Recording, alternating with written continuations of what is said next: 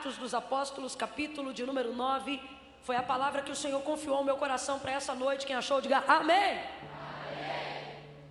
Verso 1 em diante diz assim o texto sagrado: Saulo, respirando ainda ameaças e mortes contra os discípulos do Senhor, dirigiu-se ao sumo sacerdote e pediu-lhe cartas para as sinagogas de Damasco, a fim de que se encontrasse alguns daquela seita, quer homens ou quer mulheres, os conduzissem presos a Jerusalém. E aproximando-se ele de Damasco, na sua viagem, eis que subitamente foi cercado por um resplendor de luz do céu. E caindo por terra, ouviu uma voz que lhe dizia: Saulo, Saulo, por que me persegues? E ele disse: Quem és, Senhor? E respondeu-lhe o Senhor: Eu sou Jesus, a quem tu persegues. Agora levanta-te e entra na cidade, e lá te será dito o que te convém fazer. E os homens que iam com ele pararam espantados, ouvindo a voz, mas não vendo ninguém.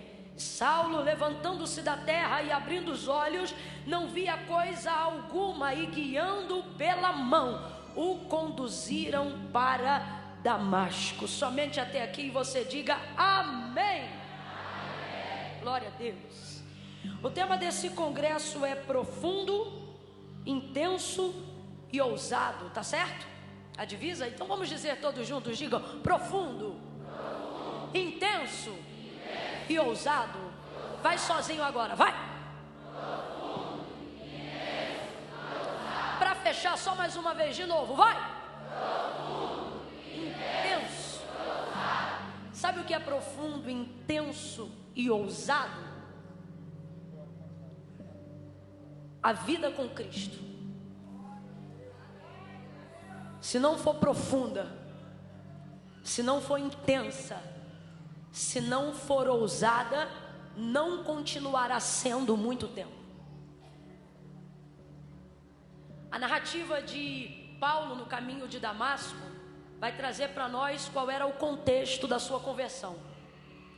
O apóstolo Paulo, a quem a gente chama de Saulo por causa do texto, e ao longo da mensagem eu vou chamá-lo de Paulo e não de Saulo, porque você sabe que popularmente ele era muito mais conhecido pelo seu nome romano, ao invés da versão e da variedade do seu nome para o hebraico. Ele viveu experiências absurdas, sobrenaturais, coisas que ele nunca viveu na guarda romana, coisas que ele nunca viveu no clero religioso, coisas que ele nunca viveu nem mesmo inserido dentro da cultura judaizante, coisas que ele só pôde viver e desfrutar depois de ter conhecido o nosso Senhor e Salvador Jesus Cristo. Há uma série de divergências teológicas quando a gente vai debruçar-se sobre o texto sagrado, mas todos os teólogos, independente de denominação, convergem numa única opinião: que se por alguma catástrofe ou alguma desgraça todo o compêndio de informações da Bíblia Sagrada se perdesse e só se restassem as cartas paulíneas, elas são tão bem elaboradas, contextualizadas e embasadas que elas seriam o suficiente para que a igreja permanecesse viva em toda a sua estrutura de fé, doutrina e salvação. E tudo isso veio da cabeça deste homem, não por conta própria, mas por revelação divina. Ele falava de maneira muito abrangente e com muita fluência o grego, falava o hebraico e também tinha algumas noções do aramaico, sem falar outras coisas como italiano e outras línguas em que muitos não têm compreensão, e a gente poderia dizer, por que não, um poliglota, um homem extremamente politizado em questões jurídicas, como fica claro na carta que ele escreve aos Romanos, e como fica claro também quando ele decide fazer a sua própria defesa diante de toda acusação e diante de todo o sinédrio que estava à sua volta, uma vez que havia sido capturado. Não bastante, um homem altamente espiritual, e mesmo diante de tantas condições, de tanta experiência humana, de tanta cultura, de tanto conhecimento, ele vai atingir níveis de revelações tão profundos, tão excelsos, tão grandiosos, que quando ele retorna desse período de arrebatamento e ele é questionado acerca das coisas que ele viu, mesmo podendo variar o verbo em outras línguas, mesmo podendo expressar em qualquer uma das culturas que ele conhecia, ele vai dizer: olha, o que o olho não viu e nem o ouvido ouviu. Ele vai dizer: eu não tenho condições na minha humanidade de expressar tudo aquilo que eu vi, tudo aquilo que eu ouvi. Nós não estamos falando de qualquer pessoa, nós estamos falando de alguém que sabe formar uma frase, nós estamos falando de alguém que sabe contextualizar aquilo que viveu. Mas diante do que ele viveu, foi tão profundo, tão sobrenatural, tão intenso, que ele não vai conseguir revelar aquilo que ele viveu. Foram experiências inefáveis, foram coisas que só homens da mesma envergadura são capazes de reproduzir. Por exemplo, o primeiro termo atribuído ao que chamamos de círculo de oração, a primeira vez que isso se manifestou na Bíblia Sagrada foi depois de Paulo ter tomado uma surra tão violenta, tão intensa, tão severa, que o texto diz que a igreja fez um círculo ao redor dele e começou a orar porque havia dado ele como morto. E estando ali no chão por causa do fervor, do fluxo de intercessão da igreja, o texto diz que ele se levantou como se viera trazido no mundo dos mortos. Ressuscitou, levantou, ergueu-se.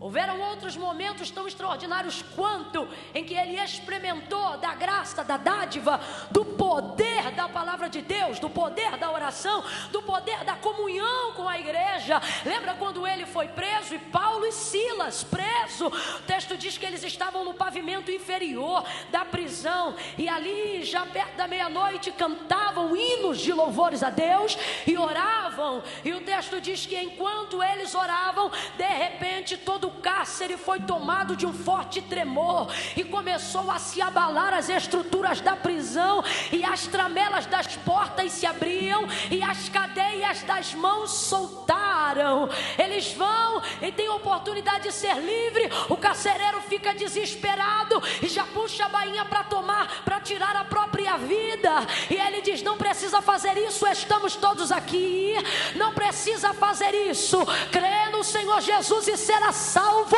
tu e a tua casa. Não era noite, não era dia de morte, era dia de vida. Que experiência! Aleluia, aleluia.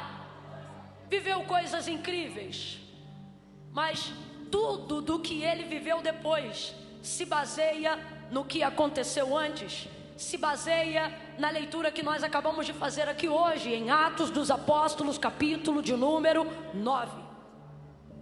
Nada do que ele viveu depois seria possível se ele não tivesse vivido isso aqui antes. Nada do que ele conheceu depois seria possível se ele não tivesse experimentado isso aqui antes. Nada do que ele aprendeu depois seria possível se ele não tivesse se submetido ao que aconteceu aqui antes. Tem muita gente querendo viver muitas coisas depois, mas você não pode queimar a etapa de ter um encontro real, íntimo e sincero com Jesus. Tudo que você venha viver depois será apenas uma consequência da maneira com a qual você se entregou antes. É aqui, não é no cárcere, que ele vai viver a maior experiência da sua vida. É aqui, não é no terceiro céu, que ele vai viver a maior experiência da sua vida. É aqui, não é quando ressuscitou, se podemos assim dizer, por intermédio da oração, que ele vai viver a maior experiência da sua vida. Porque todas essas coisas que aconteceram depois são claramente a consequência daquilo que ele se dispôs a viver antes. E o que foi, Camila? Ele se dispôs a experimentar Cristo na sua totalidade, na sua plenitude. E é aqui que ele vai viver aquilo que há de mais intenso, aquilo que há de mais profundo, aquilo que há de mais ousado. Quer encontrar-se com o Salvador de sua alma, é encontrar-se com o Senhor de sua vida. E é isso que Saulo vai fazer. Agora, em que contexto isto acontece? Isto acontece de uma maneira não planejada. Coisas boas também acontecem de maneiras não planejadas. Assim como vez ou outra desgraças chegam sem anunciar, coisas boas também nos surpreendem. E às vezes, muitas vezes, é necessário que nós sejamos surpreendidos. E é interessante porque enquanto eu estou falando isso, Deus está falando comigo. Este ano eu vou te fazer surpresas.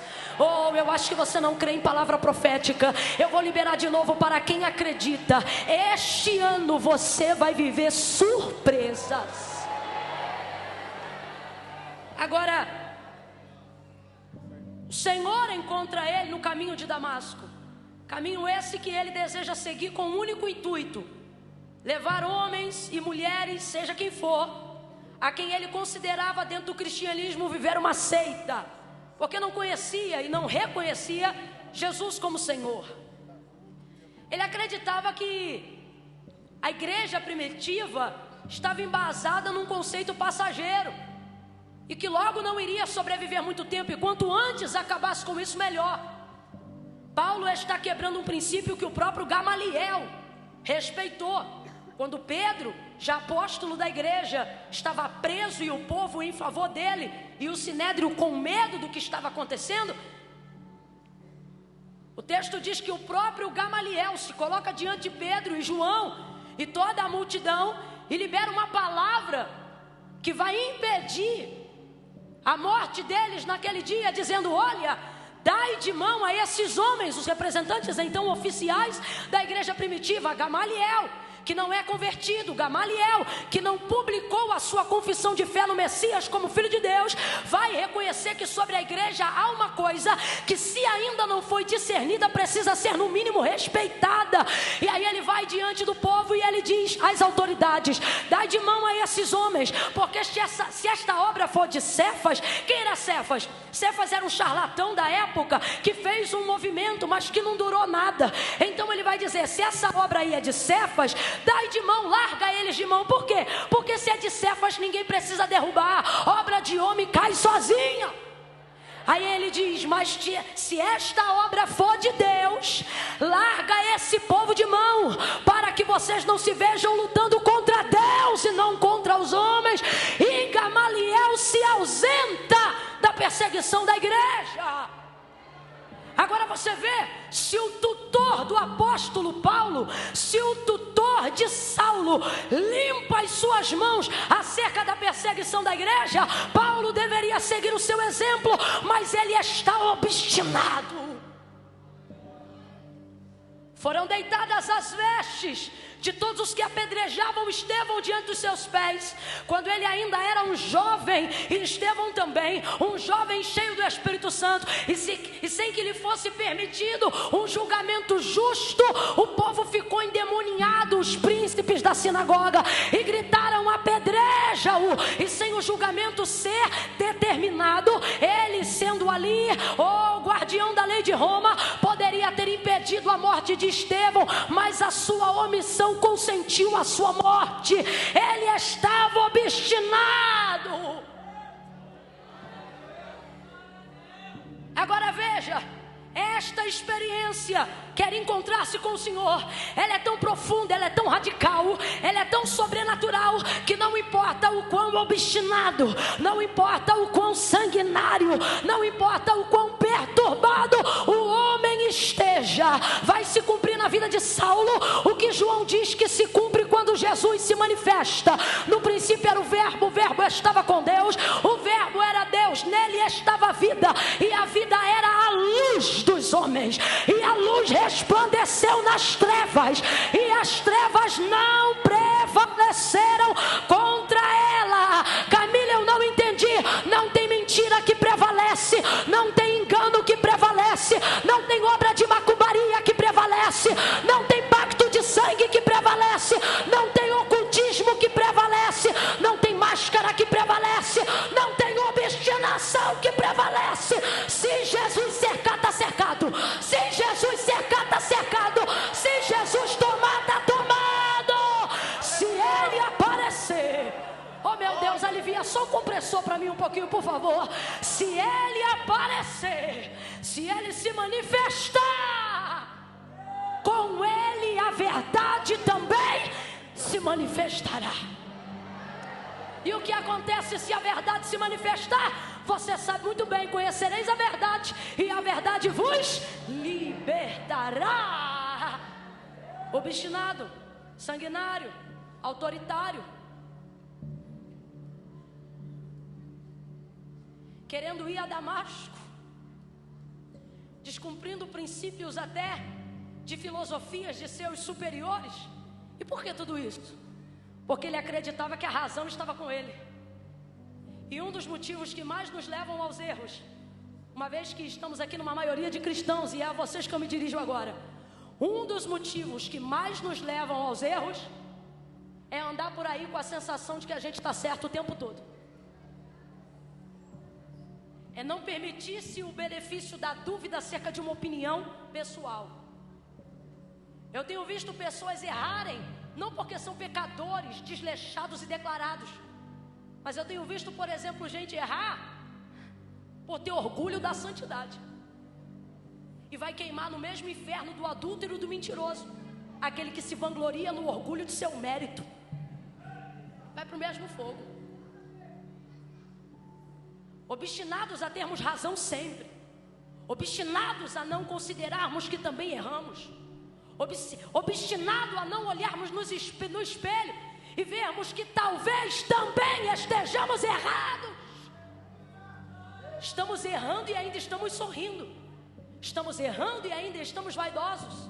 Estamos errando e estamos nos tornando sepulcro caiados, porque queremos passar ao mundo o estereótipo de um personagem que não erra, que não falha, que não tropeça, que não peca. Por que eu estou dizendo isso? Estou dizendo isso porque Saulo não é um cretino. Estou dizendo isso porque Saulo não é um canalha. É um soldado fidedigno da guarda romana, alguém de caráter elevado.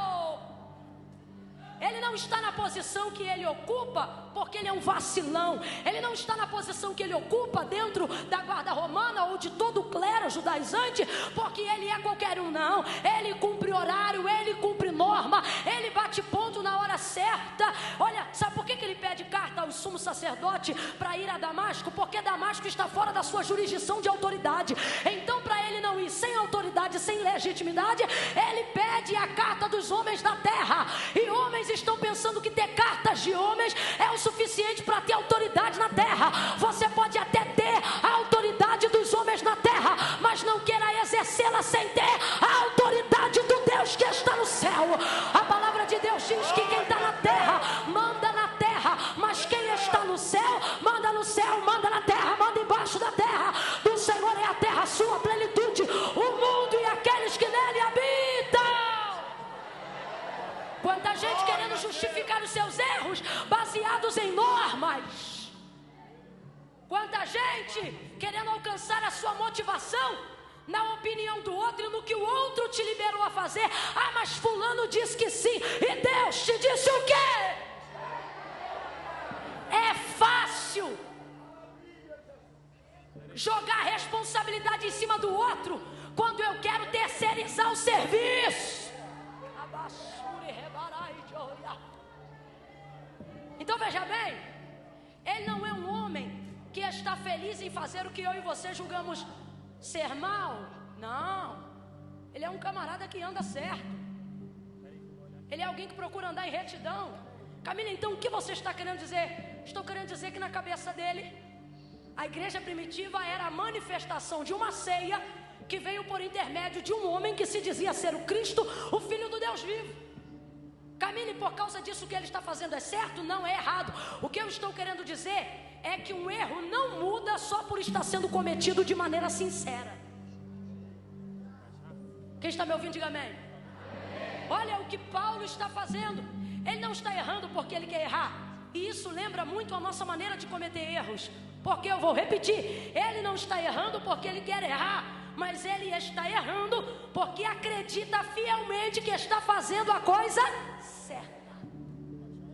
E a maioria de nós que estamos aqui nessa noite, estamos obstinados, fazendo aquilo que é errado, não porque queremos fazer, mas 80% dos erros que nós cometemos, quando vamos nos justificar, quando vamos pedir desculpa, quando vamos tentar consertar com alguém, a gente já começa dizendo: eu não queria ter te magoado, não foi essa a minha intenção, eu não gostaria de ter feito isso. Só que Deus hoje nos chama a uma responsabilidade, uma experiência sincera com Ele. E dentro de uma responsabilidade e de uma experiência sincera com Deus, eu assumo os meus erros, mesmo que eles tenham sido cometidos sinceramente. Erros podem ser sinceros, mas ainda assim são erros. E erros trazem consequência, erros trazem dor, erros podem levar alguém até a morte. Imagine um erro médico. São erros. Quantos médicos já perderam um paciente na sua mão? E só perderam porque estavam ali tentando salvar a sua vida? Sim ou não? Sim ou não? Está ali na tentativa de salvar a vida e tendo a possibilidade de salvar, na gana de pelejar por aquela vida, de repente uma falha e um erro fatal, e perde-se então alguém que desejava salvar. Camilo, o que você está dizendo? Não sou eu, mas é o Espírito. Ele te trouxe hoje aqui para dizer: você só vai ter uma experiência profunda com o Senhor quando você começar a entender que mesmo estando no caminho certo, que mesmo fazendo o que é bom, você também tem possibilidade de estar errado.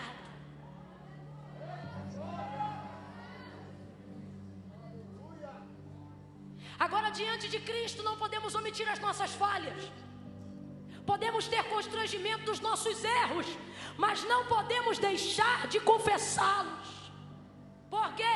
Porque o Cristo que diagnostica o defeito, o Cristo que salienta a falha, é o mesmo que traz a sentença não pesada, mas do perdão, do alívio da culpa, da restauração, da regeneração.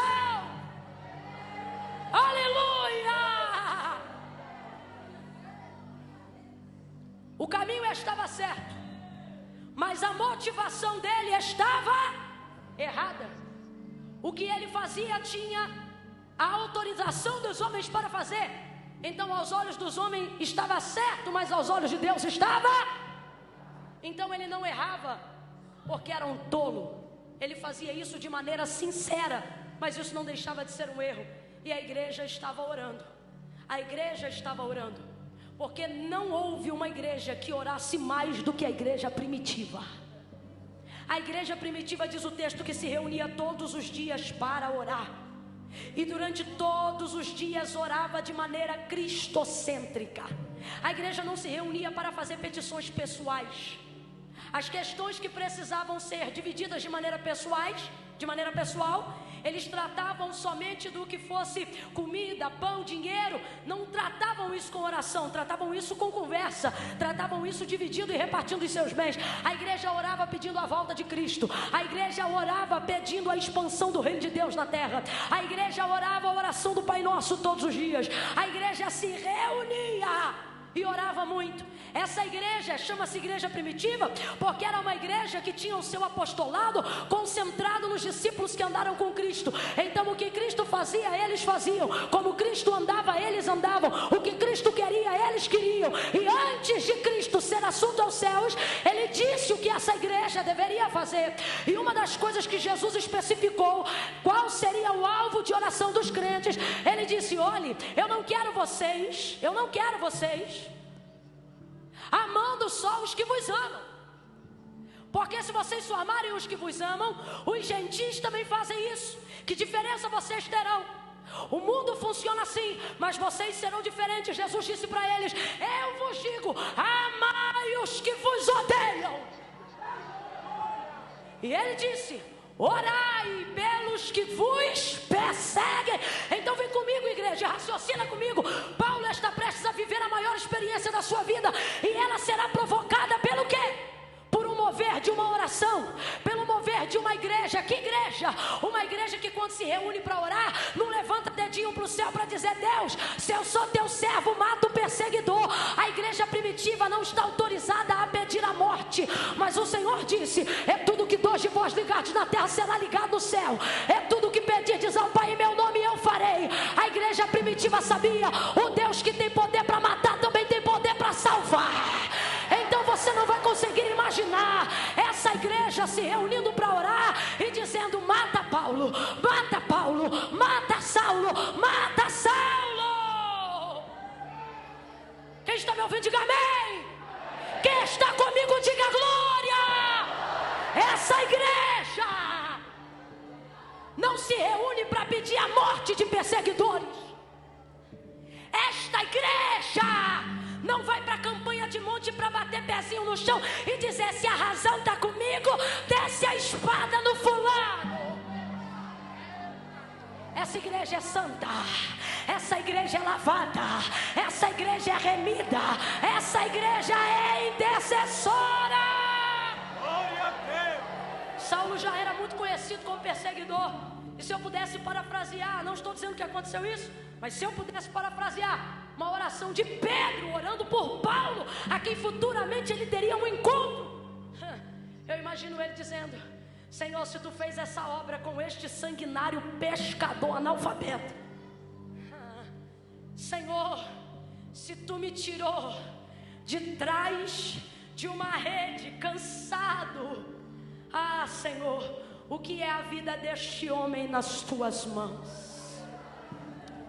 Um homem de Deus, uma mulher de Deus, não usa seu tempo de qualidade de oração pedindo para Deus matar ninguém. Camila, por que você está dizendo isso? Estou dizendo que todo grande mover, seja na sua vida ou na vida de quem você ama, ele começará com oração. Se você começar a orar, vocês querem sentir vento no quarto com a janela fechada? Vão abrir o olho e vão pensar: deixa eu fechar a janela. E quando verem, a janela está fechada e a porta também. É o Espírito Santo dizendo: eu não vim de fora, eu estou aqui dentro. E Deus está dizendo: você quer ver isso? Você quer ver isso? Você quer deitar para tirar um cochilo na hora do almoço e quer viver a realidade do tema desse congresso, profundidade? Você quer descansar depois de um dia de trabalho no congresso para ter que acordar cedo amanhã e começar tudo de novo, mas quer viver no período entre o congresso um sonho de revelação, algo que aponte para o teu futuro ou para o futuro da igreja? Quer fazer parte do plano de Deus? Você tem dito: Deus, eu não quero isso só na camisa, eu quero isso no meu coração. E Deus está dizendo: eu tenho isso para te dar se você começar a orar. Se você pega na mão de alguém aí agora. Eu estou te pedindo isso agora pela primeira vez. Então pega na mão de alguém aí agora e diga para essa pessoa: se você começar a orar, se você começar a orar, se você começar a orar, cadeias serão abaladas, terremotos espirituais vão começar a acontecer. Se você orar, se a igreja orar,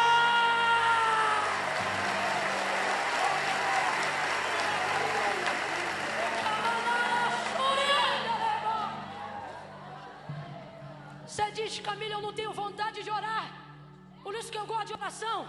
Oração não depende de vontade, depende de disciplina. Camila, mas eu não sinto de orar, por isso que eu gosto de oração. Oração não é sentimento, é hábito. Camila, então como é que eu faço? Tá com vontade, ora. Tá sem vontade, ora também. Hoje é segunda-feira, ora. Na terça-feira, ora também. Precisa de uma porta aberta na quarta, ora. Não precisa de nada na quinta, ora também. Tá sentindo vontade de chorar, ora. Não tá sentindo vontade de chorar, ora também. Tem tempo para orar uma hora, ora uma hora. Tá com a vida corrida, ora 5 minutos, mas não deixa de orar. Vai orando.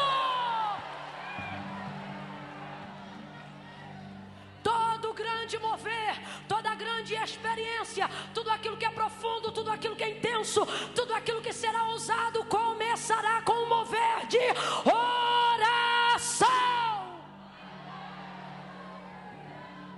A casa de John Wesley está aberta para visitação até os dias de hoje. E se você chegar lá, tem 2 rodelas no quarto onde ele orava. É a marca dos seus joelhos. Clamando por um avivamento em toda a Europa. Não conseguiu isso com patrocínios. Não conseguiu isso com Instagram. Não conseguiu isso com Facebook. Não conseguiu isso com nenhuma das ferramentas que hoje nós dispomos para divulgação. Conseguiu isso dentro de um quarto com porta fechada. Ele orava. Orava. Quando tinha vontade, orava. Quando não tinha, orava também. Se estivesse triste, orava. E se estivesse alegre, orava também. Se estivesse cansado, orava. E se estivesse com disposição, orava também. De madrugada orava, de tarde orava. E à noite orava também. Aí você vai ver na biografia de Billy Graham, contando a narrativa histórica de quando ele ainda nos seus 12 anos de idade teve a oportunidade de ir à casa de Wesley. E chegando lá com toda a turminha da escola, porque nós estamos falando de um país americanizado e falando da América, falamos de um país cristão.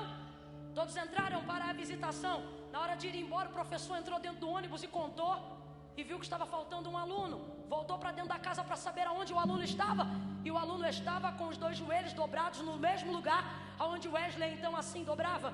E na biografia vem escrito que ele veio da ponta do quarto aonde estava o aluno e diz assim: vamos, Billy. E encontrou ele orando, dizendo: faz de novo, Deus. Estamos falando dos maiores divisores, um de avivamento e um de posição evangelística no mundo, que se havia registrado na época 128 países, dos quais Billy Graham pisou 126.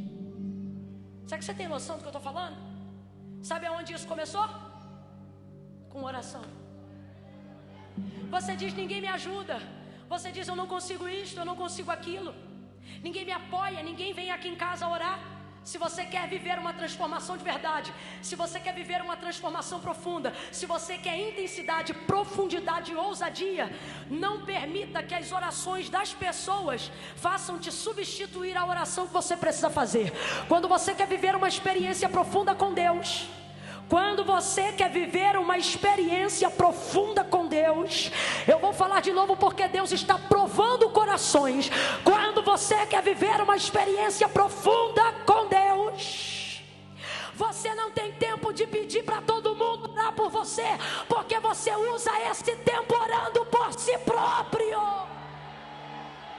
Quem está com todo mundo o tempo todo, não tem tempo de estar com Deus nem um minuto. Você acha que se andar do meu lado vai ser tão crente quanto eu? Acha que se colar com alguém do ministério vai ficar tão crente quanto ele? Isso ajuda, é importante e é bom ter referências, mas a minha unção não substitui a sua, a minha oração não substitui a sua, e o que Deus tem na minha vida não é igual ao que Ele tem na tua. Obviamente a igreja orava, e orava como Jesus havia ensinado. Agora vem ele com cartas, fazendo aquilo que é errado, mas acreditando que estava fazendo o certo.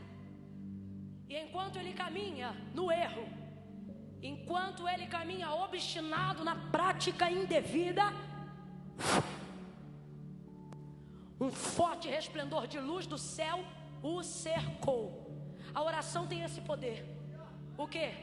Ela cerca gente que quer fugir por todos os becos, vielas e valados. Se você orar por você, sua vida será cercada. Se você orar por alguém, você vai levantar um cerco ao redor desta pessoa. Jesus poderia ter aparecido em manifestação de fogo se quisesse, porque Ele é fogo. Jesus poderia ter aparecido em manifestação de ventos se Ele quisesse, porque Ele sopra onde quer.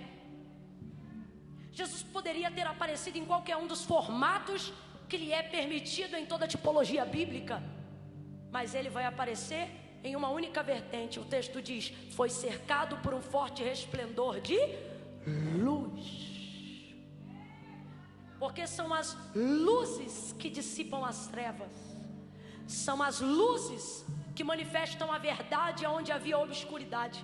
Quando eu falo de trevas, eu não estou falando de rituais malignos.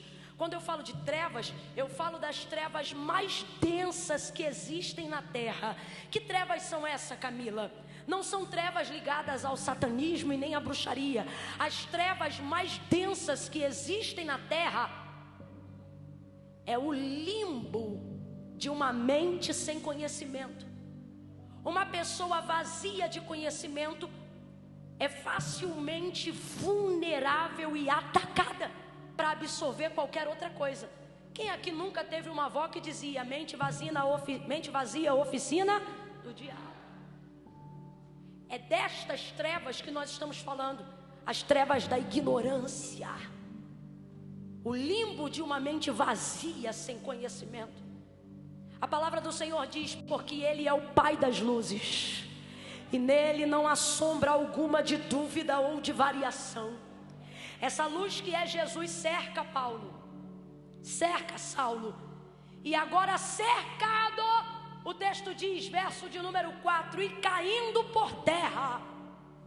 Precisamos compreender que uma experiência profunda, intensa, ousada e verdadeira só pode caminhar em Cristo por duas vertentes. Primeiro, se a sua experiência com Deus não passa por Cristo, e quando eu digo isso eu estou querendo dizer, se a sua experiência com Deus não passa pela palavra, logo ela ficará no passado.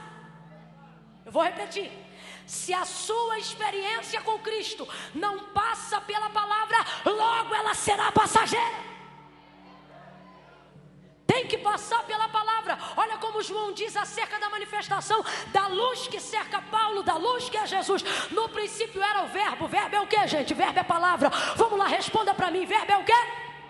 Tá fraco. Verbo é o que? No princípio era o verbo estava com Deus e o verbo era Deus. O próprio Jesus vai olhar para os seus discípulos e vai dizer: olha, eu vou para o meu Pai. Aí Filipe diz assim: mostra-nos o Pai, porque nós ainda não conhecemos. Ele diz: como não? Quem vê a mim vê o Pai. Quem vê o Pai vê a mim, porque eu e o Pai somos. Quer conhecer a Deus? Conhece a sua palavra. Quer ver a Deus? Observe a sua palavra. Quer ter experiência com Deus? Viva uma vida na palavra. Essas experiências que ficam ameaçando e ninguém sente nada, vida não é transformada, ninguém abandona o pecado, ninguém toma a cruz, mas se envolve no culto, chora, roda, pula, geme, e a gente diz: meu Deus, está envolvido, mas se a vida não muda, está envolvido, mas se não abandona o pecado, está envolvido, mas se não agarra a cruz, não se envolveu com Deus, se envolveu com a atmosfera de culto, e a atmosfera de culto passa, a palavra não. Céus e terra passarão, mas as minhas palavras nunca hão de passar. Levante a mão direita o mais alto que você puder, coloque a esquerda na mesma altura. Quando eu disser 3, você vai impor as mãos sobre o ombro do vizinho e vai dizer para ele: passa na palavra. É 1, é 2, é 3, vai, passa na palavra. Esse choro tem que passar na palavra, esse louvor tem que passar na palavra, essa língua estranha tem que estar respaldada na palavra. A tua vida tem de estar na palavra. Jesus disse: só tem um jeito de eu morar dentro de vocês. Só tem um jeito de o que vocês estão sentindo hoje ser bom, e amanhã também ser bom, e depois ser melhor, e cada dia melhor. Porque a vida cristã não é uma vida de declínio, a vida cristã é uma vida de subida. A vida cristã não é uma vida decrescente, a vida cristã não é uma vida decadente, a vida com Cristo é uma vida crescente. Você diz assim: ah, Camila, viver com Cristo já está bom. O Senhor está dizendo: vai ficar ainda melhor. E se você já serve ao Senhor, olha para alguém e diga: é daqui para cima. Literalmente é daqui para cima. Estamos vendo muitos movimentos que não se sustentam nem em si mesmos. Por quê? Porque são emocionais, e tudo que depende de emoção é passageiro. Um dia está bem e diz que vai explodir o inferno, outro dia ninguém tocou nele e ele se explodiu sozinho. Por quê? Porque sem a palavra de Deus eu sou inconstante. Dizer que conhece a Cristo e não praticar a sua palavra não é verdade, é sensação, e sensação passa. É o próprio Jesus se manifestando diante de Paulo. O que isso significa? Significa que essa experiência não será passageira. significa que ela será eterna. Se manifestou por intermédio de luz, é o próprio Jesus, o verbo encarnado, só que aqui em luz, ele se manifesta. E o texto diz que quando ele se manifesta, Saulo vai ao chão. E a gente tem que parar com essa mania de achar que as pessoas são obrigadas a sentir o que a gente sente, a viver o que a gente vive e a estar no mesmo nível que a gente tem caminhado. Preste atenção. Todas as vezes que olhamos para esse texto, sobretudo na maioria dos pregadores pentecostais que já ouvimos, sempre colocam Saulo numa condição onde ele foi derrubado. Tem até louvores que dizem que ele caiu do cavalo. E tudo isso é conjectura. E não é problema conjecturar, o problema é fazer isso sem respaldo. Porque o texto não diz que ele foi derrubado só porque ele caiu. Não significa que ele foi empurrado. O texto diz, e é sequencial, que ao ser cercado pelo resplendor de luz do céu, caiu por terra, ou caindo em terra. Significa que ele não foi derrubado, sabe por quê? Porque para viver uma experiência profunda e intensa com Deus, não pode ser obrigado, não é nem por força e nem por violência. É voluntário, é intencional, é consciente. O que é que ele mesmo vai orientar acerca da nossa liturgia de culto? Ele diz, não venham para o culto emocionado, não. Ele diz, apresentem os vossos corpos puro, santo e agradável, e junto com eles tragam o vosso culto e o apresentem de maneira racional. Tem gente aqui que está afastado dos caminhos do Senhor, veio para este culto porque ama o Senhor de coração e de verdade, mas quando a gente pergunta, quer entregar a vida para Cristo? Ele diz, hoje não, porque hoje eu não estou sentindo. Decisão com Deus não é sentimento. A pergunta é, crê que Jesus Cristo é o único mediador entre Deus e os homens? Creio. Crê que Ele veio ao mundo para remir a humanidade dos seus pecados? Creio. Crê que Ele em breve voltará para levar a sua igreja? Creio. Então você é crente, menino. Agora a pergunta é, por que tu é crente, mas não é salvo? Camille, pode ser crente, mas não pode ser salvo? Pode. Tem gente aqui que está dizendo, não, eu não sou crente não, eu estou desviado. Que desviado que frequenta culto em dia de carnaval? Até crente viajou e o desviado está na igreja. Tu não é desviado. Desviado não frequenta culto, minha filha. Desviado vai embora e não dá nem tchau. No máximo você é um afastado e morre de saudade. Não, Camila, eu tenho temor, mas não sou crente não. Engraçado, não é crente não, né? Conhece o nome de um monte de santo, mas quando vê vulto em casa diz, há poder. Ainda é pentecostal, no sangue de Jesus. Conhece um monte de simpatia, mas quando a coisa aperta você diz, vou no círculo de oração fazer uma campanha. Tu é crente? Grita para alguém do teu lado, tu é crente? Fala aí pra ele, não sabe gritar não? Diga, tu é crente. Tu tem cara de crente, jeito de crente, adoração de crente, chora igual crente, acredita igual crente. Tu é crente. E a pergunta é, até quando vai ser crente e não vai ser salvo? Aí eu digo, quem quer vir fazer uma aliança com Jesus, aí fica no lugar e diz assim, não, eu não posso ir ainda não, porque eu não sou crente. É crente, mas ser crente não faz de você salvo, mas ser salvo faz de você um bom crente. Não, Camila, quando eu sentir eu vou.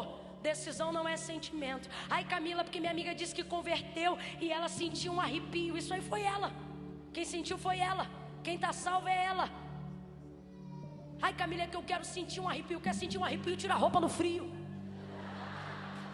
Vida com Deus não é sensação, não é sentimento corpóreo. Pelo contrário, é o envolvimento de todo o corpo, alma e espírito. E por que nós afirmamos isso até na conversão de Saulo? Porque o texto diz que cercado pelo resplendor de luz, caiu com o rosto em terra. Ou seja, ele não foi empurrado, ele não foi jogado, ele viveu uma experiência. Aqui ele vai viver o que está descrito no dicionário acerca do significado de experiência, que significa chegar ao conhecimento de algo que não se sabia por intermédio de todos os sentidos, não é sentimentos, por intermédio de todos os sentidos do corpo. O que é isso? Visão, tato, olfato, paladar.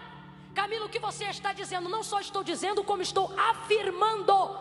A obra da conversão, da experiência com Deus e da salvação não pode ser nem por força e nem por violência, diz a palavra de Deus. Então como é que ele caiu por terra? O texto é claro, foi subitamente depois do resplendor de luz do céu. Então ele viu, ele ouviu uma voz falando com ele e uma manifestação sobrenatural à sua volta. Camilo, o que é isso? Isso é uma experiência sensorial, audiovisual e de dentro para fora. Então por que ele caiu por terra?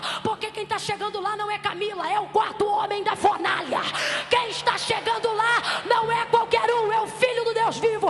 Então por que ele caiu? Ele foi empurrado? Não, porque Cristo não precisa disso.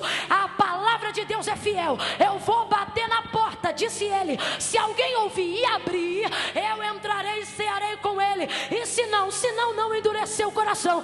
Mas por que Paulo está no chão? Porque diante do que ele viu, diante do que ele ouviu, ele sentiu e não resistiu e caiu.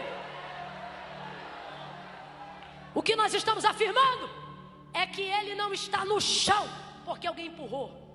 Ele não está no chão porque Jesus botou ele de cara na poeira. Não. Ele está no chão porque ele foi fiel ao que ele sentiu. Ele foi fiel ao que foi produzido dentro dele, partindo daquilo que ele viu e partindo daquilo que ele ouviu. A informação mexe com ele. O timbre da voz de Jesus mexe com ele. A luz em todo o redor mexe com ele. Deixa eu falar aqui, usar meu tempo para falar isso aqui rasgado. Eu estou falando de alguém que viu Estevão ser apedrejado até a morte. Você sabe o que é ver uma pessoa morrer por apedrejamento? É o globo ocular saltando fora do olho, é língua caída para fora da boca, é dente quebrado, orelha arrebentada. Dependendo da pedra e da força, é fratura exposta a olho nu. Agora imagine tudo isso acontecendo diante de um homem, do qual a Bíblia diz que todo homem, até na sua naturalidade, olhava para Estevão e via o seu semblante como de um anjo. Estamos falando de um homem inocente. E sabe o que esse Saulo aqui vai fazer? Vai ver ele ser apedrejado até a morte e não vai fazer nada. E também não vai sentir nada. Está sendo fiel ao que ele acredita. E o que ele acredita é que Estevão merece a morte. Só que agora ele está diante da revelação da verdade. Agora ele está diante daquele que não mente.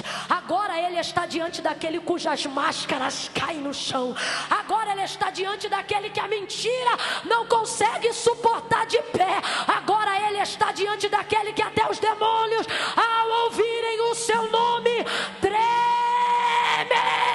e estremecem diante da sua presença. Ele não pode sentir outra coisa senão a verdade de que Jesus está ali. Agora vou ser honesta para você. Ele não sabe o que é Jesus. Não sabe o que é Jesus. Mas veja como isso não impede ele de viver a experiência.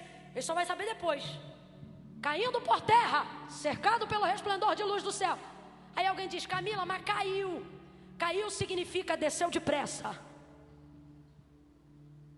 A conotação no grego estaria escrita assim: e sendo cercado por um forte resplendor de luz do céu, quedou-se. É diferente de caiu? É. Uma coisa é você descer depressa, outra coisa é você cair. Quem aqui já caiu sabe do que eu estou falando. Meu irmão, quem cai, cai catando cavaco. Cai com o cotovelo para um lado, perna para o outro. Sim ou não? Sim ou não? Levanta da rua, alguém pergunta: tá tudo bem? Tá tudo doendo, a gente finge que nada aconteceu. Tô ótimo. Porque cai desengonçado, cai de qualquer maneira. Explica para mim, como é que alguém vai cair sendo derrubado se já cai com mão espalmada no chão, joelho dobrado e boca no pó?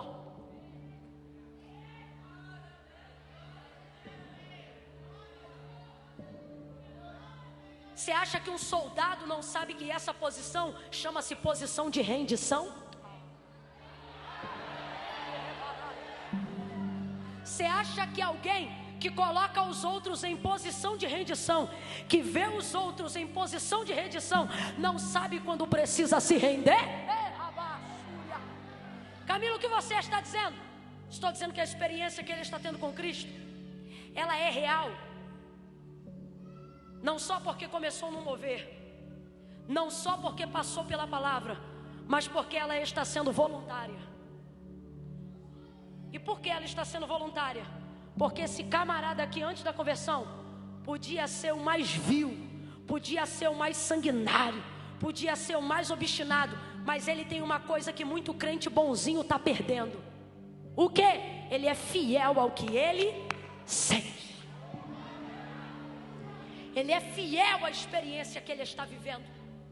Diante do que ele viu, diante do que ele ouviu, ele não resistiu e desceu, caiu. O que me impressiona é que esse aqui viu Estevão morrer e não fez nada. E o que me deixa chocado é que tem gente aqui que, se precisar tirar a roupa do corpo para abençoar alguém, faz isso. Mas quando sente o Espírito querendo usar na igreja, se amarra no banco e diz: hoje não. Existem pessoas aqui que, se forem preciso, rasgam a cidade de um canto para o outro para levar alguém no hospital, tira a comida do armário para abençoar alguém que precisa. Mas quando o Espírito de Deus diz: hoje é dia de conserto, você diz: hoje não. E aí você diz: aonde está a diferença?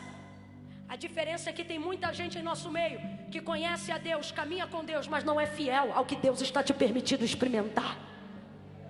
Vou falar mais rasgado, vou trazer um exemplo mais simples. Quantas vezes dentro dessa mocidade, ao decorrer de algum dos cultos aqui da semana, quem sabe no período do congresso, Deus toma você em virtude, em ousadia, e diz assim: sai do teu lugar e abraça fulana. E o Espírito fica guerreando contigo no culto: sai do teu lugar e abraça fulano, sai do teu lugar e abraça fulano.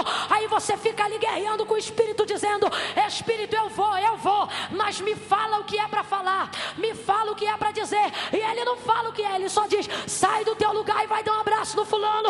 E você não sai do lugar. Aí daqui a pouco ele pega outro, vem e abraça a pessoa que Deus mandou você abraçar. Quem já viveu essa experiência? Para eu não dar de doida aqui sozinha, quem já viveu essa experiência? Então sentiu o que vem logo depois dela. E o que vem depois dela é o teu comportamento que determina. Se for profeta, você se sente envergonhado. Mas se for covarde, você fica aliviado. E Deus hoje está dizendo: quer viver isso aqui? Não pode ser covarde, tem que ser profeta. Quer viver isso aqui? Não pode ser tímido. Não, Camila. Ai, Camila, mas é característica da minha personalidade. Você pode ser tímido, se chamar teu nome, se querer mostrar teu rosto. Agora, ser tímido acerca das coisas que Deus tem mandado você fazer, aí não, porque elas não são sobre você, são sobre Deus, e Deus tem que ser glorificado. E Ele está contando com você para isso. Agora, quem já teve essa experiência, Deus diz assim: sai do teu lugar e vai lá e abraça fulano. Aí você já viveu a primeira, já sabe que Deus não espera. Aí você levanta e vai igual doido abraçar alguém que não viu, sem saber o que é para falar. E no meio do caminho você abraça e pensa que vai soltar, mas enquanto abraça, Jesus desenrola o rumo. Quem já viveu isso, diga amém. Camila, eu quero entender qual é o chamado de Deus para a minha vida, para viver essa experiência. Jesus vai te contar tudo o que você deseja saber, tudo o que você precisa saber. Você só não pode inverter a ordem na hora da experiência. O texto diz: primeiro caiu por terra, ouviu a voz: Saulo, Saulo, por que me persegues? Depois de ter ouvido a voz, aí ele disse: quem és, Senhor? Uma pergunta, um questionamento. Deus está dizendo: eu quero responder todas as tuas perguntas. Eu não tenho prazer que você tenha dúvidas na vida cristã. Eu não quero que você ande por aí cheio de questionamentos. Não, só que o Senhor está dizendo a alguém aqui: por que eu não respondo as suas perguntas? Porque você pergunta primeiro para saber se vai descer depois. Se você fizer igual Paulo, o que? Desce primeiro e pergunta depois. Que é isso? Seja fiel ao comando. Seja fiel à ordenança que Deus tem te dado. Seja fiel à direção que Deus tem falado. Se Deus está falando algo, não pergunte primeiro por quê. Faça e depois pergunte por quê. Quem és, Senhor? E o Senhor responde, porque Deus não tem prazer que ninguém duvide em sua presença. Eu sou Jesus, disse para ele, a quem tu persegues. Quando o Senhor aparece para ele, diz assim: Saulo, Saulo, você leu no texto. Todo o Novo Testamento é escrito no grego. Quem está comigo, completa por favor, para eu saber que você está comigo. Todo o Novo Testamento é escrito no? É escrito no? Mas essa parte está escrita em hebraico. Não está escrito Saul, Saul. Está escrito Shaul, Shaul, que é Saul, Saul para português. E a terceira variação para Saulo. Por que Deus está chamando ele Shaul, Shaul? Porque tudo é relatado em grego, mas Saul vem em hebraico. Não é à toa. Primeiro porque Saul é a origem do seu nome. Antes de ser grego, era hebreu. Deus está dizendo: tu serás uma árvore frondosa para nós hoje aqui, se deixar eu tocar nas suas raízes. Todas as vezes que Deus quiser manifestar um Pedro, Ele precisa expor um Simão. Todas as vezes que Deus quer manifestar um Israel, Ele precisa tocar em um Jacó. Está entendendo? Todas as vezes que Deus vai levantar um Paulo, Ele precisa mexer com o Saulo que mora dentro dele. Segundo motivo, Shaul, Shaul, que seria Saul, Saul, tem a etimologia do significado do seu nome assim: pedido foste a Deus. Você acha que é coincidência? Qual é o significado então de Saul? Pelo amor de Deus, fala direito, senão eu vou me rasgar todinha. Então quando o Senhor está dizendo Shaul, Ele está dizendo, quando Ele diz de novo Shaul, Ele está dizendo, vou traduzir: você não quer, mas está pedido. Você correu, mas está pedido. Você não imaginava, mas está pedido. Isso aqui para mim manifesta o clamor da igreja primitiva. Tem gente que se vivesse sozinho não ia querer nada com Deus, mas porque tem um jovem que ora, um pai que ora, uma mãe que ora, Deus visita ele aonde está. E quando ele se pergunta imaginando: meu Deus, o que Deus veio fazer na boca de fumo? O que o anjo do Senhor veio me guardar nesse tiroteio? Ah, se o Senhor pudesse reproduzir a mesma palavra, Ele olharia para essa pessoa e dizia: está pedido, foi pedido, foi pedido. Camila, eu não entendi. Deus te trouxe aqui para dizer: você faz parte, você é a resposta de um clamor, você é a resposta de um propósito de Deus na terra. E até quando você vai fugir disso? Você que está fazendo cabo de guerra, como é que chama aquele negócio? Quebra de mão com Deus. É o quê? Queda de braço. Você vai perder. Com Deus não se disputa. Duas coisas eu aprendi fazendo a obra de Deus. Primeira, fazer a vontade de Deus não é fácil. Segunda, que me levou a cumprir a primeira. Qual? Descobri que fugir dela dá mais trabalho. Você vai reproduzir isso para alguém e diga: fazer não é fácil, mas fugir é ainda mais difícil. Vai de novo, vira para o outro e diz: fazer não é fácil, mas fugir é ainda mais difícil. Camila, o que você está dizendo? De um jeito ou de outro você vai fazer. De um jeito ou de outro você vai fazer. Só que hoje Deus está te dando a oportunidade de escolher. Vai fazer do jeito difícil ou vai fazer do jeito que tem que fazer? Porque você está pedindo e você vai fazer. Se Deus te chamou para cantar, você vai cantar. Se Deus te chamou para pregar, você vai pregar. Se Deus está te chamando hoje à salvação, e se tu estás ouvindo a batida dele no teu coração, não endureça o teu coração. Seja fiel ao que você sente. Seja fiel ao que a palavra de Deus produz em você. Seja fiel ao que os hinos que cantam a palavra executam em você quando você ouve. Seja fiel ao tema. Seja fiel à intenção do propósito do congresso. Seja fiel ao tempo que você dedicou em servir a Deus. Jesus olha para ele e diz assim: agora levanta-te. Porque no início da experiência você até vem caído, mas Jesus está dizendo: da minha presença ninguém sai por baixo. Oh, tem gente aqui que vai ter que perder para ganhar. Tem gente aqui que sabe que tem que renunciar para conquistar. Só que o Senhor está dizendo: fica tranquilo, porque você chega por baixo, mas vai sair de pé.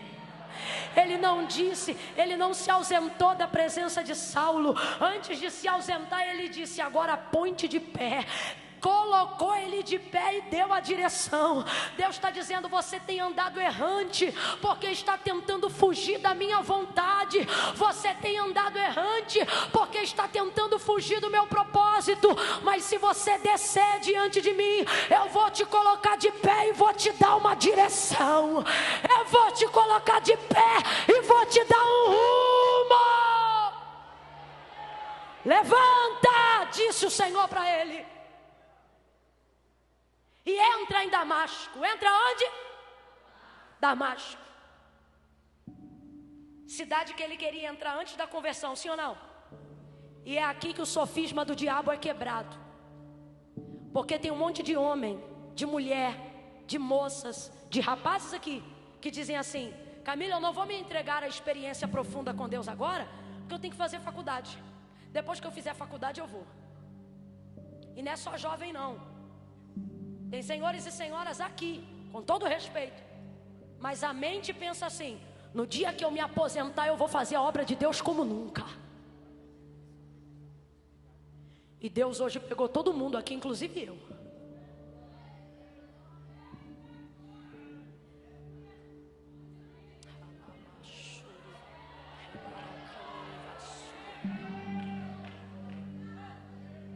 E Ele está dizendo: você quer protelar aquilo que eu tenho para você? Porque você acha que se você fizer para mim o que eu quero, você não vai poder fazer para você o que você quer. Só que Deus está dizendo: pintaram para você um Deus destruidor de sonhos. Esse não sou eu. Por isso eu digo que é sofisma do diabo. Porque sofisma é diferente de mentira. Se o diabo aparece para você com a mentira, você é crente e sabe qual é a verdade. Mas se ele conta um sofisma, e o que é sofisma? Sofisma é uma mentira que tem maioria de verdades, ou é uma verdade que tem um pouquinho de mentira. Mas qual que é a verdade que tenha um pouquinho de mentira? Não é verdade, não, é sofisma. Que é a prima da mentira, ou é a mentira sofisticada. Satanás trabalha com sofisma. Por quê? Porque você é crente. Porque se ele aparecer de chifre e rabo, você diz: está repreendido em nome de Jesus. Então ele chega dizendo: faz a faculdade primeiro. Então ele chega dizendo: depois que você casar, você entrega a sua vida para Jesus. Então ele chega dizendo: fazer obra de Deus não é mole não, melhor tu resolver teu lado, depois você vive obra de Deus. E o Senhor me trouxe hoje aqui para dizer: é sofisma. Ele quer colocar na sua cabeça a ideia de que você tem que servir a Deus no final de sua vida, que você tem que entregar para Ele o resto dos seus anos. E Ele quer te fazer acreditar que você está tomando a decisão certa. Mas Deus me trouxe hoje aqui para dizer: é mentira. Vamos deixar uma coisa clara no texto? Quando ele estava todo errado, qual era o nome da cidade que ele queria entrar? Quem lembra? Quando ele estava todo errado, antes da experiência, aonde ele queria chegar? Vem, gente, aonde ele queria chegar? Aí teve a experiência. O texto diz: e levantando-se, entrou. Aonde? Então, peraí. Antes de conhecer Jesus, ele queria chegar em? Depois de conhecer Jesus, ele chegou em? Antes de viver a experiência, ele queria ir até? Depois da experiência, ele entrou em? Jesus está dizendo: ei, não foge de mim não, Porque eu posso não te aparecer no começo nem no final, mas eu vou atrapalhar teu meio. Alabachúria. Outra coisa, ouve isso aqui. Ouve isso aqui. Você pode ter todos os acessos, todas as cartas para entrar onde você quiser. Jesus está na frente da porta para poder te dizer: eu sou a porta. Jesus está dizendo que vai impedir a travessia de algumas pessoas que já conhecem Ele, mas estão sendo resistentes ao chamado. Terceira e última coisa: Jesus não é o atropelador de sonhos que Satanás pintou para você. Vou falar aqui rasgado. Sabe o que Jesus está dizendo? Você chega aonde você quer. Paulo chegou ou não chegou? Chegou ou não chegou? Bora, gente, para terminar junto, sem preguicinha. Chegou ou não chegou? Chegou. Isso. Chegou. Chegou aonde queria, mas chegou como queria. Chegou como imaginou. Agora não faça disso uma coisa pesada. Vamos ser honestos. Chegou melhor ou não chegou? Só que quando Deus mexe com a gente no meio, a gente acha que não vai chegar bem no final. Só que Deus trouxe a gente hoje aqui para dizer: se você entregar a sua vida, se você for fiel à experiência, você não só chega onde quer, mas chega como Deus quer. E o jeito de Deus é bem melhor. Eu queria pedir à banda Unidos, o pessoal do Ministério de Adoração, para ficarem a postos agora. Eu quero fazer um clamor com essa igreja nessa noite. Eu quero orar por crentes e não crentes, salvos e não salvos. Eu quero orar por gente que já serve ao Senhor e que deseja servi-lo. Quero orar por gente que já serviu ao Senhor e hoje não serve mais. Eu quero orar por todos. Quando eu disser 3, o ministério de louvor e adoração dessa casa vai começar a adorar a Deus. Preste atenção, não converse com ninguém do seu lado aí agora. Essa palavra, para quem já serve ao Senhor, para quem já é salvo, gente, olha para cá, não converse com quem está do seu lado. Essa palavra, para quem já serve ao Senhor e está em comunhão com Deus, é para se entregar ao chamado. É para você entender que seu chamado não vem depois da sua aposentadoria, vem antes. É para você entender que seu chamado não vem depois da faculdade, vem antes. É para você entender que o reino dos céus e a sua justiça devem ser prioridade para você ter a vida feliz que você deseja ter. Paulo queria entrar na cidade prendendo e entrou cativo pela graça. Queria entrar arrebentando e teve arrebentadas as amarras de sua alma. Deus trouxe gente hoje aqui para dizer: até quando você vai se debater contra a minha vontade? O meu jeito é melhor. Seu jeito mata gente, meu jeito poupa vidas. Seu jeito prende pessoas, meu jeito liberta pessoas. Deus está dizendo a alguém: o meu jeito é melhor. Você vai chegar onde você quer, mas vai chegar do jeito que Deus quer. Para quem já serve ao Senhor, a palavra é essa: seja fiel ao que Deus tem te permitido viver. Se entregue ao chamado que Deus tem feito na sua vida. Não importa que tempo da sua vida você esteja vivendo agora. Agora me ouça. Os que estão aqui se afastaram dos caminhos do Senhor. Não é amanhã, não é domingo que vem, e nem é depois que você largar isto ou consertar aquilo. É para vir hoje do jeito que você estiver.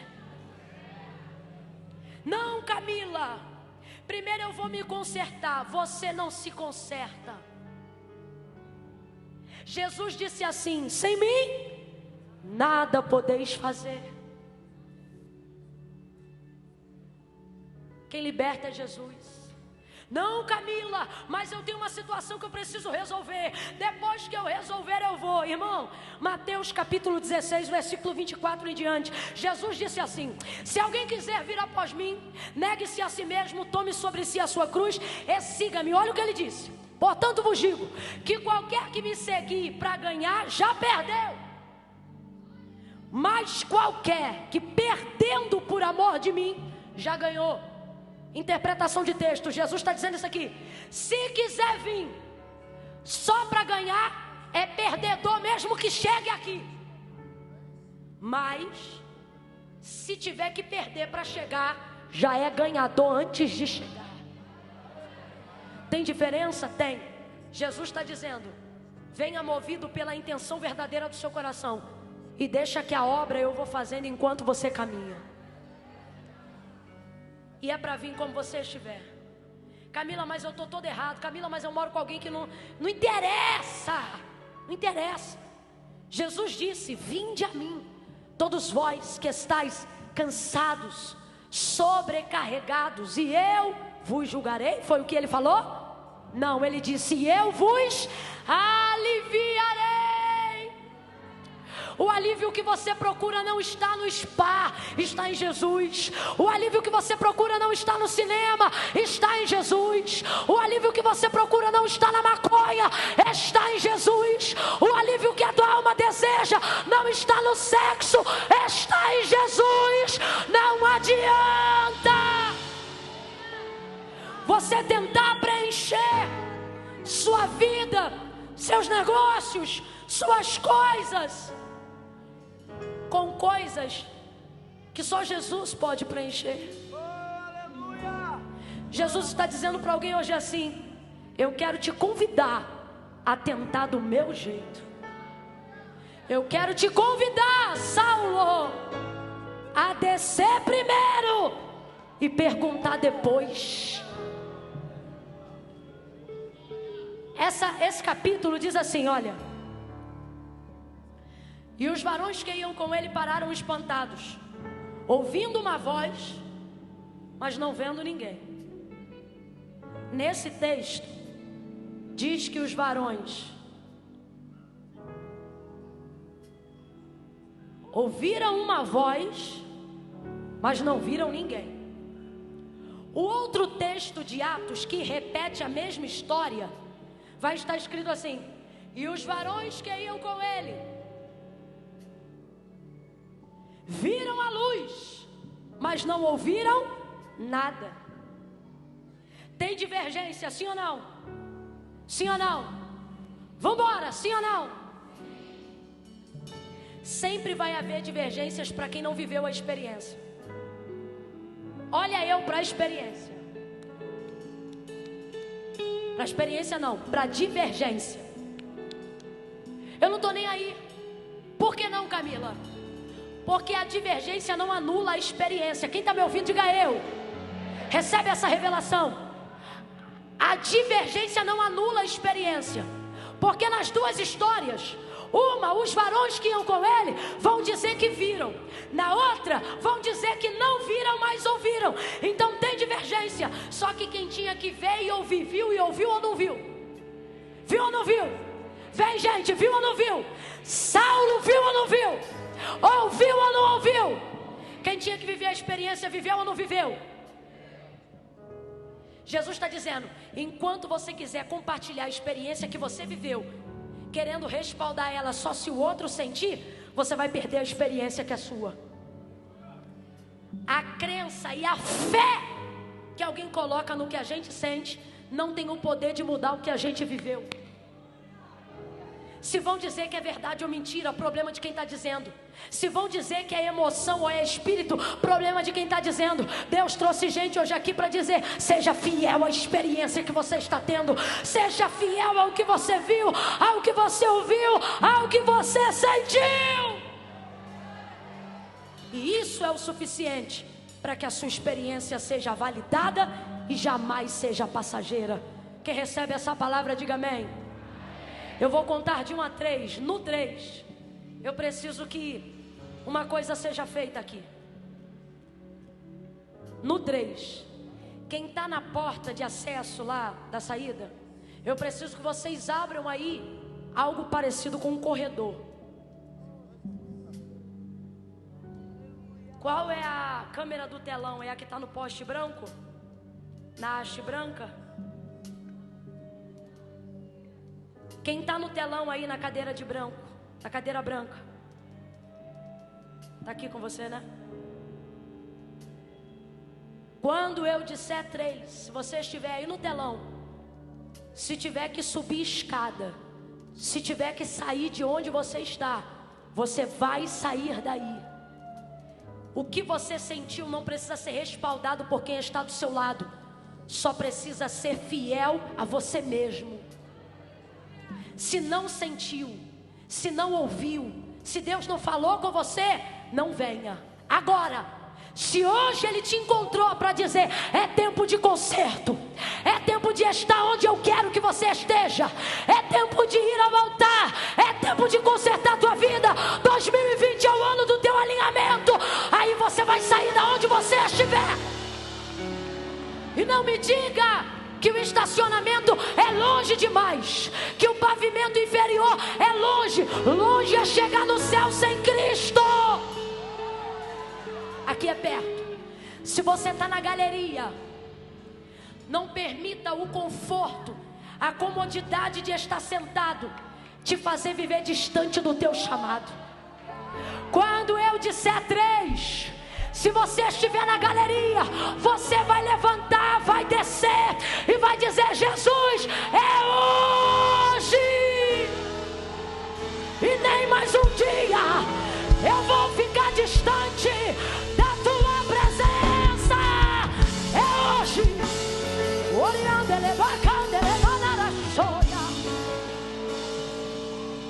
Vai funcionar desse jeito. Eu vou contar de 1 a 3. Camila, me ouve. Camila, sou crente, sou salvo, sou de uma igreja aqui perto. Posso ir aí na frente receber oração? Não! Eu disse, não vem que eu não estou te chamando. Ai, Camila, é que eu senti de fazer oração. Faz aí na tua cadeira onde tu está. Eu só quero quem sabe. Camila, eu sei que eu me afastei. Camila, eu tenho andado por um caminho que não é o caminho que eu sei que Deus separou para mim. Camila, e aqui ó. Ah, menino.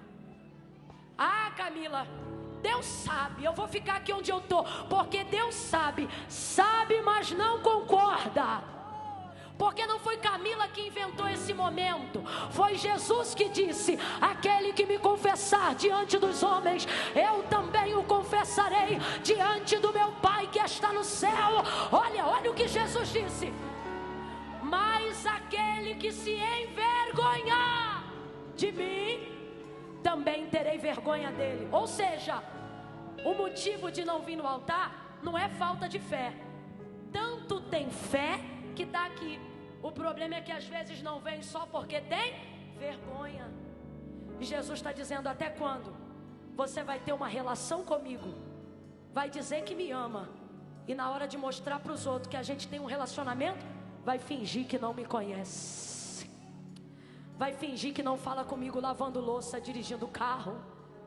Jesus trouxe alguém aqui hoje para dizer, é noite de assumir o nosso compromisso.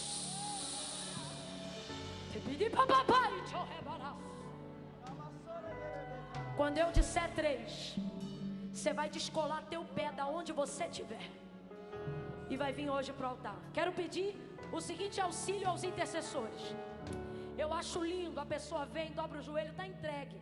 Só que hoje não vai dar para a gente fazer isso com todo mundo, porque eu creio que aqui ficará preenchido de vidas que hoje vão reconciliar. E quem dobra ocupa muito espaço. Então se dobrar, vocês colocam de pé, tá bom? Para orar pertinho do ouvido. Eu conto 1, toda a igreja de pé em nome de Jesus. Eu conto 2.